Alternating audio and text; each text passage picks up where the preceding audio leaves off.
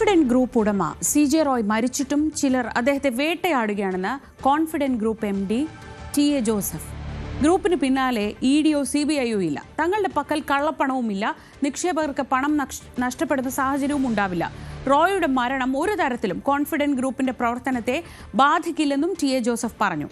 അതിനിടെ റോയുടെ മരണവുമായി ബന്ധപ്പെട്ട് കർണാടക പോലീസ് കേരളത്തിലേക്ക് വരികയാണ് എന്ന വിവരം കൂടി വരുന്നുണ്ട്. ഡാനി പോൾ വിവരങ്ങളുമായി. ഡാനി, ഇന്നലെ തന്നെ കോൺഫിഡന്റ് ഗ്രൂപ്പ് ഒരു വാർത്താക്കുറിപ്പ് പുറത്തിറക്കിയിരുന്നു. ആ വാർത്താക്കുറിപ്പിൽ തന്നെ ആശങ്കപ്പെടേണ്ട ഒരു സാഹചര്യവും ഇല്ലെന്ന് പറഞ്ഞിരുന്നു. ഇപ്പോൾ ഇവർ വേട്ടയാടുകയാണ് എന്നൊരു, റോയെ മരണത്തിന് ശേഷവും വേട്ടയാടുകയാണെന്ന് കോൺഫിഡന്റ് ഗ്രൂപ്പ് ആരോപണം ഉന്നയിക്കാനുള്ള സാഹചര്യം എന്താണ്? ഈ അന്വേഷണത്തിന്റെ എന്തൊക്കെ വിവരങ്ങളാണ് ഇപ്പോൾ നമുക്ക് ലഭിക്കുന്നത്? ശ്രീജ, ഈ അന്വേഷണവുമായി ബന്ധപ്പെട്ടുകൊണ്ട് ഈ പ്രത്യേക അന്വേഷണ സംഘം അത് രൂപീകരിക്കപ്പെടുകയും അത് മുന്നോട്ട് പോവുകയും ചെയ്യുന്നുണ്ട്.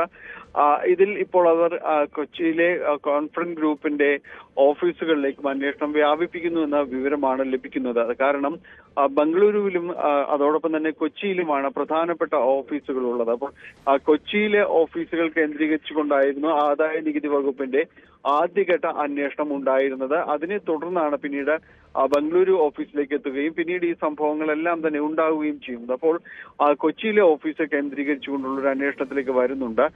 പ്രത്യേകിച്ച് ആദായ നികുതി വകുപ്പിന്റെ ഒരു സമ്മർദ്ദം അതിന് അടിപ്പെട്ടുകൊണ്ടാണ് ഈ രീതിയിലുള്ള ഒരു ആത്മഹത്യയിലേക്ക് CJ റോയ് എത്തിച്ചേർന്നത് എന്ന ഒരു ആക്ഷേപമാണ് കുടുംബവും അതോടൊപ്പം തന്നെ സ്ഥാപനവും ഉന്നയിക്കുന്നത്. അപ്പോൾ ഇതിന് എന്തായിരുന്നു കാരണം? ആ രീതിയിലുള്ള ഒരു പ്രവർത്തനങ്ങൾ അവിടെ ഉണ്ടായിരുന്നോ എന്നതടക്കം പ്രത്യേക അന്വേഷണ സംഘം പരിശോധിക്കുകയാണ്. ആദായ നികുതി വകുപ്പ് ഉദ്യോഗസ്ഥരിൽ നിന്ന് വിശദമായ ഒരു മൊഴി എടുക്കേണ്ട ഘട്ടത്തിലേക്ക് വരുന്നുണ്ട്. അപ്പോൾ കൊച്ചിയിലെ ഓഫീസിലേക്ക് വരുമ്പോഴേക്കും അത്തരം കാര്യങ്ങൾ ഉണ്ടാകുമെന്നാണ് പ്രതീക്ഷിക്കുന്നത്. ഒപ്പം കൊച്ചിയിലെ ഓഫീസിന്റെ പ്രവർത്തനങ്ങൾ എന്തായിരുന്നു എന്നതടക്കമുള്ള കാര്യങ്ങൾ പരിശോധിക്കുന്നുണ്ട്. ഒരു ഘട്ടത്തിൽ ഇപ്പോഴുള്ള ഒരു അനുമാനം എന്ന് പറയുന്നത് ആദായ നികുതി വകുപ്പിൽ നിന്ന് വലിയ രീതിയിലൊരു സമ്മർദ്ദം ഉണ്ടായിട്ടില്ല എന്ന നിഗമനത്തിലേക്ക് എല്ലാം തന്നെ അന്വേഷണ സംഘം വരുന്നുണ്ട്. കാരണം അവരിൽ നിന്ന് ലഭിച്ച മൊഴിയും മറ്റു സാഹചര്യങ്ങളും എല്ലാം ആ രീതിയിലേക്കുള്ള ചില സൂചനകൾ അന്വേഷണ സംഘത്തിന് ലഭിക്കുന്നുണ്ട്. മറ്റൊന്ന്, ഇതിലുള്ള ഒരു നിക്ഷേപകരെ സംബന്ധിയായ കാര്യങ്ങളിൽ ചില സംശയങ്ങൾ ഉയർന്നിരുന്നു. കാരണം ഈ നിക്ഷേപകർക്ക് പണം നൽകേണ്ട രീതിയിലേക്ക് ചില സാഹചര്യങ്ങൾ ഉണ്ടായിരുന്നു. CJ റോയ് അത്തരം കാര്യങ്ങളിലേക്ക് ഒരു സമ്മർദ്ദത്തിലേക്ക് അദ്ദേഹം അടിപ്പെട്ടിരുന്നു എന്നതടക്കമുള്ള കാര്യങ്ങൾ പരിശോധിക്കുന്നുണ്ട്. കാരണം അത്തരം ചില സൂചനകൾ വരുന്നു. ആരൊക്കെയായിരുന്നു നിക്ഷേപകർ? ഈ നിക്ഷേപകർക്ക് അവരുടെ വിവരങ്ങൾ വെളിപ്പെടുത്തേണ്ടി വരുന്ന ഒരു സാഹചര്യത്തിലേക്ക് ഈ അന്വേഷണം പോകുന്നു. അത്തരം ഒരു മാനസിക സംഘർഷത്തിലേക്ക് അദ്ദേഹത്തെ എത്തിച്ചിരുന്നു എന്നതടക്കമുള്ള കാര്യങ്ങൾ കൂടി അന്വേഷണ സംഘം പരിശോധിക്കുന്നുണ്ട്. മറ്റൊന്ന്, കോൺഫിഡന്റ് ഗ്രൂപ്പ് ഇതുമായി ബന്ധപ്പെട്ടുകൊണ്ട് അതിന്റെ MD നടത്തിയിട്ടുള്ള അദ്ദേഹം വെളിപ്പെടുത്തിയിട്ടുള്ള കാര്യങ്ങളാണ്. അത് നിക്ഷേപകർക്ക് യാതൊരു രീതിയിലുള്ള സമ്മർദ്ദവും വേണ്ട, അത്തരമൊരു പ്രതിസന്ധിയിലൂടെ കമ്പനി കടന്നു പോകുന്നില്ല, അവർക്ക് ധൈര്യം നൽകിക്കൊണ്ടുള്ള ജീവനക്കാർക്കും നിക്ഷേപകർക്കും ധൈര്യം പകർന്നുകൊണ്ടാണ്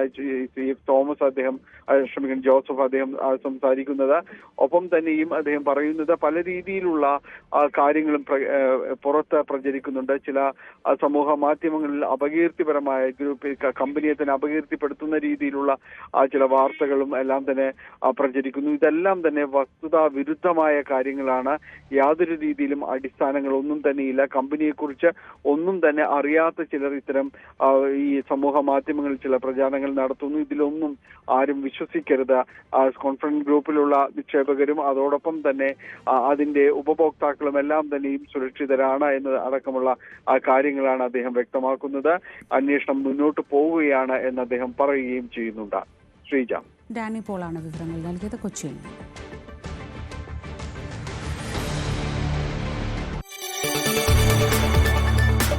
കൂടുതൽ വാർത്തകൾക്ക് News 18 Keralam YouTube channel subscribe ചെയ്യുക.